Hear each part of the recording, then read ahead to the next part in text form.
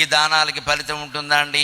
కాశీలో చేస్తే ఎంత ఫలితం, కాకినాడలో చేసినా కాశీలో చేసినా ఒకటే. ఈ పిచ్చి నమ్మకాలు వదిలిపెట్టాను. ఇవ్వదలుచుకున్నది ఇచ్చి చేయాలి, కానీ అక్కడిస్తే పుణ్యం ఇక్కడిస్తే పుణ్యం అంటే కాశీ వెళ్ళే వరకు నువ్వు ఉండద్దు ఇక్కడ. ఈ లోపు ప్రాణం పోతే మనకే ఎవడో ఇవ్వాలి 16 దానాలు ఇక్కడ, షోడశ దానాలండి. అందుకని ఇవ్వదలుచుకున్న దానం వెంటనే ఇవ్వాలి, కానీ కాశీ వెళ్ళినప్పుడు ఇస్తే ఇంకా ఎక్కువ కలిసి వస్తుంది. ఏటి కలిసి వచ్చేది? ఈ గోంగూర కట్ట.